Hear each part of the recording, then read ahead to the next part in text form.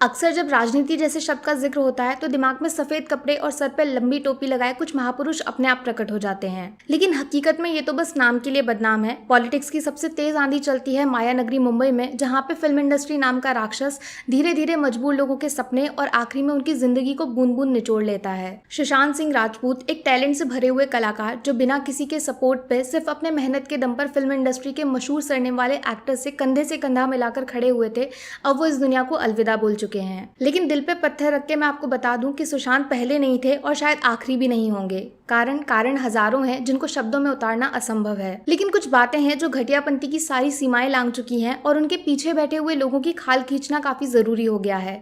वक्त आ गया है कुछ लोगों के चेहरों के ऊपर से नकाब उतारे जाएं और उनको आईना दिखाया जाए। आज इस वीडियो में आपके सामने 10 ऐसे पॉइंट्स रखने वाली हूँ जो ये बात साबित कर देंगे कि बाहर से हीरे की तरह चमकने वाली फिल्म इंडस्ट्री हकीकत में कीचड़ से भरा हुआ एक दलदल है जो मासूम लोगों को अपनी तरफ खींचकर खुद उनको अपनी जान का दुश्मन बना देता है। पहला रीजन है नेपोटिज्म, जिसने हमारे देश में सिनेमा की जमीन को खोखला कर दिया है और टैलेंट से भरे हुए एक्टर्स के मुंह पर तमाचा मारकर उनको उस सक्सेस से दूर कर दिया है जिसके लिए वो सालों साल एड़ियां घिसकर मेहनत करते हैं। जरा सोचकर देखिए, आप पढ़ाई में बहुत तेज हैं और कंधे पे किताबों से भरा हुआ एक बैग लेकर पूरे साल स्कूल जाते हो, लेकिन एग्जाम के टाइम पर टीचर जानबूझकर आपको बिना पेपर दिए ही वापस घर भेज दे और अपने खुद के बेटे को बिना एक शब्द लिखे ही क्लास में सबसे ज्यादा नंबर बांट दे तो आपको कैसा लगेगा। ठीक वैसे ही फिल्म इंडस्ट्री में कुछ एक्टर्स को नई नई फिल्में थाली में सजाकर परोस दी जाती हैं, तो वहीं दूसरे को ऑडिशन तक देने का मौका नहीं मिलता।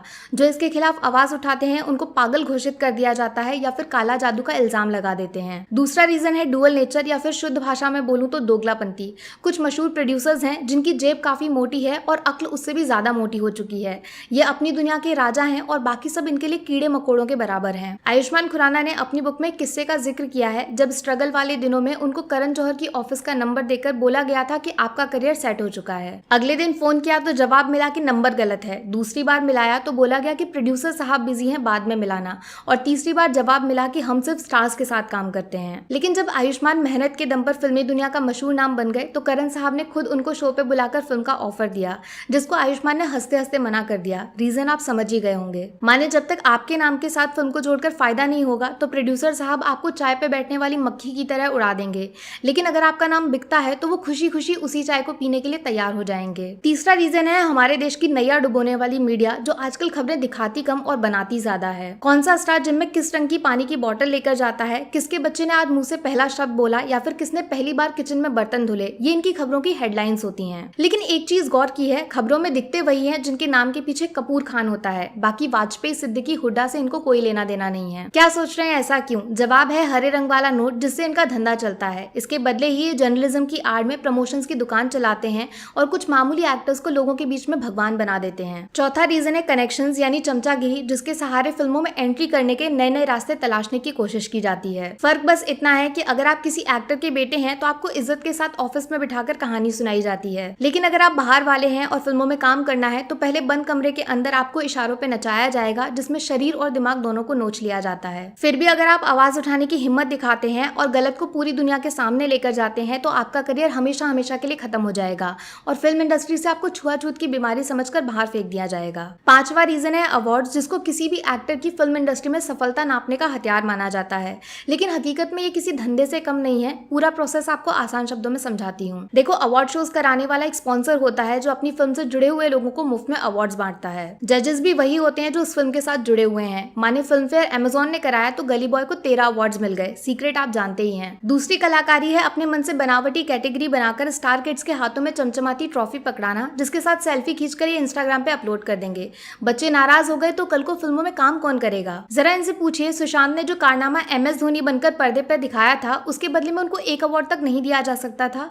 अगर जवाब ना है तो फिर डिक्शनरी से अवार्ड नाम का शब्द हमेशा हमेशा के लिए मिटा दीजिए। छठा रीजन है उधार वाली इज्जत, जिसके बिना मुंबई में काम तो छोड़िए, कोई आपकी तरफ मुड़कर देखने की कोशिश तक नहीं करेगा। अगर फिल्मों में काम करना है तो आपके पास अच्छा खासा बंगला होना चाहिए। प्रोड्यूसर से मिलने जाओ तो बड़ी महंगी कार से उतरना पड़ेगा, और हाँ, पार्टी करने शहर के सबसे महंगे क्लब नहीं गए तो आप फिल्म लाइन के काबिल ही नहीं है। ये सब दिखावे वाला खेल अब एक्टर्स की जरूरत बन चुका है, जिसके बिना आपको पूरी तरह नजरअंदाज कर दिया जाएगा। पैसे नहीं है तो फिर उधार मांगिए, बैंक से लोन लीजिए, हाँ, लेकिन वापस चुकाने के लिए आपको काम मिलेगा इसकी कोई गारंटी नहीं है। सातवां रीजन है सो कॉल्ड A-लिस्ट टीवी शोज, जो कहने के लिए तो सिर्फ एंटरटेनमेंट के लिए बनाए जाते हैं, लेकिन हकीकत में इनका इस्तेमाल अपने अंदर छुपी हुई भड़ास निकालने के लिए किया जाता है। कॉफी के बहाने आपसे पूछ लिया जाएगा कि फलाना एक्टर तुमसे बेकार क्यों है, वो पार्टी में गरीबों जैसे कपड़े क्यों पहनता है, या फिर किस तरह वो इंग्लिश बोलने में अटकता है, उस पर मजेदार चुटकुले बनाए जाते हैं। कमाल की बात यह है कि इन शोज का मकसद एंटरटेनमेंट बिल्कुल नहीं है, बल्कि ये अपने चुनिंदा दोस्त या फिर उनके बच्चों को पॉपुलर बनाने का एक शॉर्टकट तरीका है, जिसमें एक एक्टर को नीचा दिखाकर दूसरे को बेहतर साबित किया जाता है। 8वां रीजन है स्टार किड्स वर्सेस आउटसाइडर वाली जंग, जिसमें अक्सर छोटे शहर से बाहर आए लोगों को दरवाजे पे लगी हुई दीमक की तरह देखा जाता है,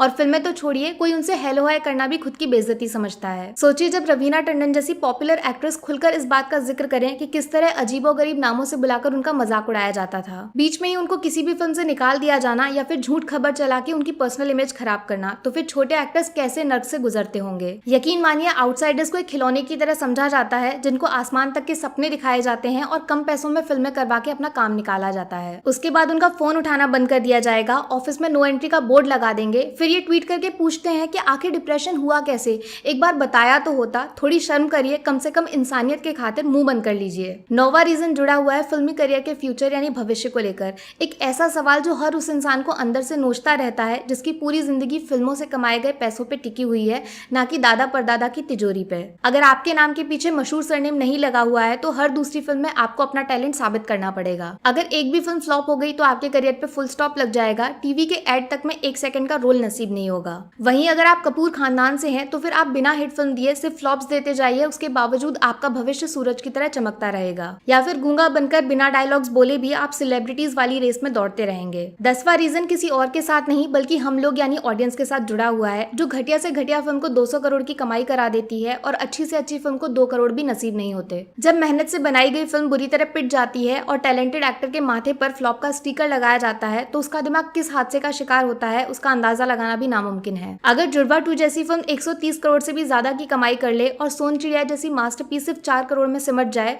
तो समझ लीजिए कि फिल्म से जुड़े हुए एक्टर्स फेल नहीं हुए हैं, 100 में से 0 नंबर हम लोगों के हैं जो अनजाने ही एक अपराध में शामिल हो गए। उम्मीद करती हूँ आप इस वीडियो को बनाने का असली मकसद समझेंगे और बहरी हो चुकी फिल्म इंडस्ट्री के कान में इन सवालों के शोर को पहुंचा देंगे। बस इसके अलावा मैं कुछ और नहीं बोलना चाहती।